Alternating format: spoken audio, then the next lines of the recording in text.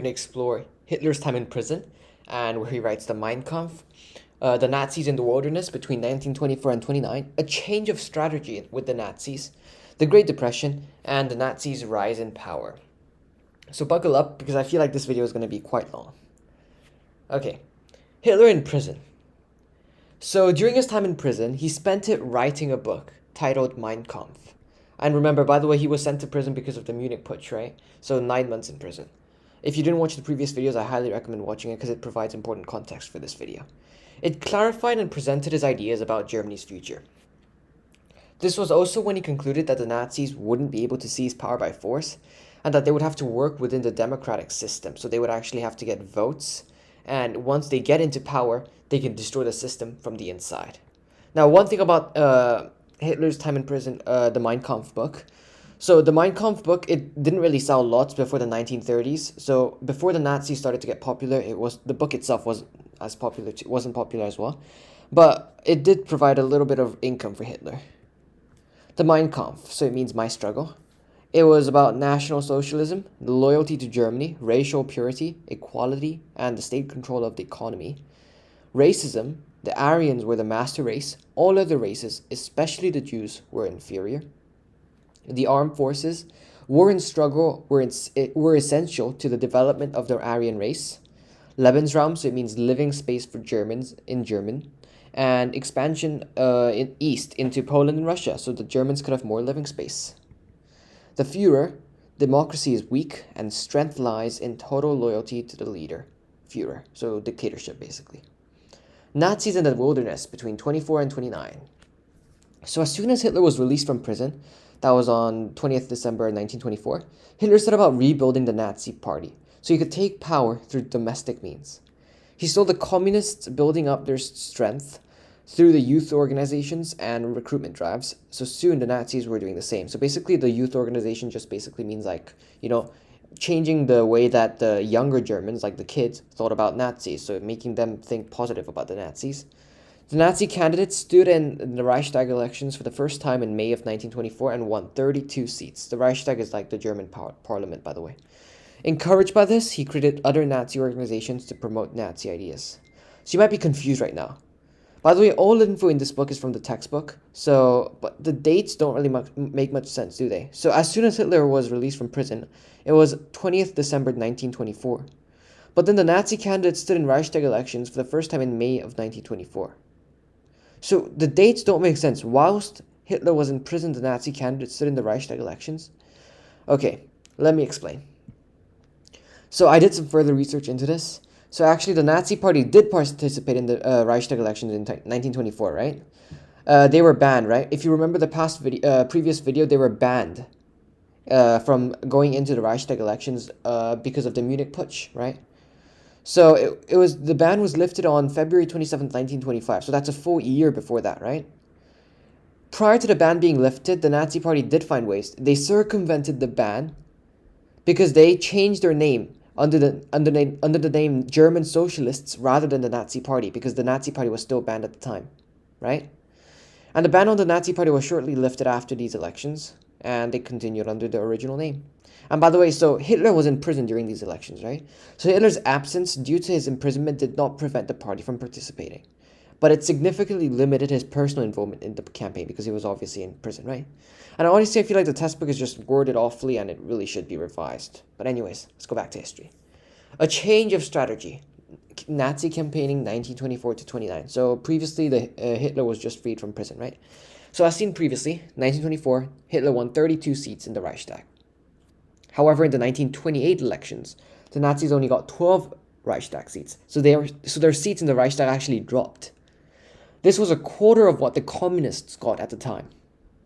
And although they're anti-Semitic, so their anti-Jew policies got them some support, they had failed to win over the workers. The industrial workers, as you can see here, were doing quite well in the Republic in the years leading up to 1929. Remember, if you watch the previous videos, you'll know that at the time it was under the rule of Stresemann, and the German economy was doing quite well. There was an There was an economic boom because of American loans, seen here. And the Nazis turned to the farmers, who weren't doing so well. You can see the nice stock image of some farmers, probably not even German, but anyways. Although the workers were doing well, thanks to the Weimar's economic boom, other groups weren't doing so well. So the Nazis actually gained more support from peasants. So peasant basically just means poor farmers and the middle class shopkeepers and small business people in the country towns. And remember, these middle class shopkeepers and small businesses, they were being the Jews actually owned big department stores. So they were being outcompeted by these big department stores owned by Jews. That kind of shows you why they would support the Nazis, because the Nazis hated the Jews, right? And remember, these people didn't gain much from the Republic. These are the people who struggled a lot during the Weimar economy. So unlike Britain, Germany still had a large rural population that lived and worked on land. That was actually 35% of the German population. And they weren't sharing in Weimar Germany's economic prosperity. The Nazis promised to help agriculture if they came to power and highlighted the importance of peasants in their plans. They were also praised as being racially pure Germans. Strengthen the SA. So Hitler was focused on winning over new members. So he tried to strengthen the SA. Remember? The SA, or also known as the Stormtroopers, were created by Hitler in 1920 to protect his meetings and disrupt those of others. So in 1925, Hitler enlarged the SA. So he appealed to the unemployed through the SA. So for a membership fee that they had to pay, they could join and were given food, uniform, and a place to sleep. And approximately 55% of the SA was actually unemployed, and many of them were ex-soldiers who didn't have a job anymore because, remember, due to the Versailles Treaty, the German army was limited to 100,000 men. So Hitler told the SA to hold parades and to give out pamphlets, rather than use violence to show their discipline and strength. By 1928, the Nazi membership had swollen over to over 100,000. And by the way, the communists at the time, in the contrary, they were being violent, so they were clashing with the police. And the SA was kind of like the opposite, so it kind of looks better, right? Hitler also set up a new group called the SS. It was similar to the SA, but the SA was created out of fanatically loyal SA men. So, loyal men that were very loyal to Hitler to protect the Nazi leaders. But there was no breakthrough. Despite the shift in strategy, so targeting the farmers, the unemployed, there was no electoral breakthrough for the Nazis. That just basically means the Nazis didn't really get any additional votes. So even after all their hard work in 1928, they were still a fringe minority party, and they had the support of less than 3% of the population. They were still the smallest party in Germany, with fewer seats in the Reichstag than even the communists.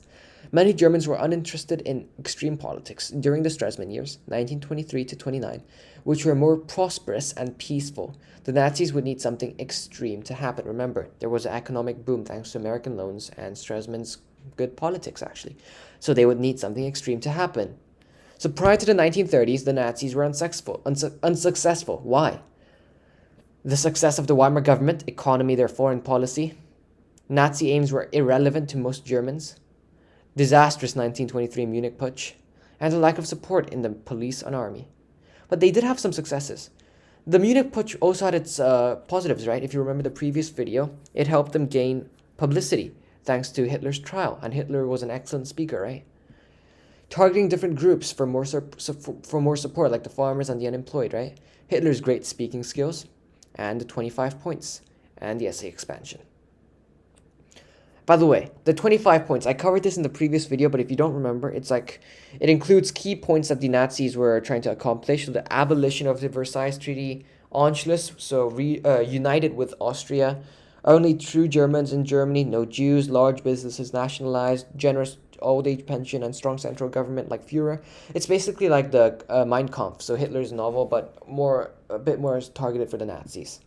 The Great Depression in 1929 and the rise of Nazis. So this was the extreme thing that they needed to happen, and it actually happened. So in 1929, the American stock market crashed, the Wall Street crash. It sent the US into a disastrous economic depression, and countries all over the world quickly began to feel its effects. And it was especially bad for Germany, because American bankers and businessmen lost tons of money. So who did they loan lots of money to? Previously, they loaned a ton of money to the Germans, right? So they asked the German banks to repay the money they had borrowed, because the German bankers needed money, right? And remember, the Weimar's economic boom was all thanks to American loans. Remember, it was like hanging on a thread. It was all dependent on these loans. So what do you think happened when these loans disappeared? An economic collapse. Businesses went bankrupt, workers were laid off, and unemployment skyrocketed. It kind of feels like deja vu, right? Right after World War I, something like this was happening, wasn't it? Unemployment, bankrupt, workers were laid off, unemployment. And the government tried to act, but the Weimar Constitution, with its careful balance of power, made firm and decisive action by the government difficult. So, enter the Nazis. Hitler's ideas seem to have some special relevance now. So, is the Weimar government indecisive with its democratic a bunch of small parties, right? So it made firm decisions difficult. Then Germany needs a strong leader, a Führer, a dictatorship. Are reparations making the situation worse? Then kick out the Versailles Treaty. Is unemployment a problem? Let the unemployed join the army and build Germany's armaments. The Nazis' 25-point program was very attractive to those most vulnerable by the Depression, the unemployed, the elderly, and the middle class. So what was the appeal of the Nazis to the Germans? Hitler offered them, German culprits, blame for Germany's troubles. So he offered people to blame German culprits. The Allies, the November criminals who signed the Versailles Treaty, who made the reparation fees, right? And the Jews. None of these messages had worked before when Hitler tried them during the Stresemann years, because they were prosperous, the economy was doing well. The difference was the democratic parties couldn't get Germany back to work. They were struggling. Many Germans were struggling, and they were losing faith in the Republic. They wanted someone to blame, and they wanted radical solutions. So Nazi in the Reichstag. In the 1930 elections, the Nazi got 107 seats in the Reichstag. In November of 1932, they got nearly 200. They still didn't have overall majority, but they were the single biggest party. So, in the next video, we'll look at how the Nazis succeeded in their elections, like what made them succeed and become the biggest party in the Reichstag, how did Hitler become chancellor, and how did Hitler consolidate his power to become the Führer of Germany by 1934. Thanks for watching this video of Stu Plain. Please like and subscribe and share with your friends if it helped you. Catch you guys in the next one.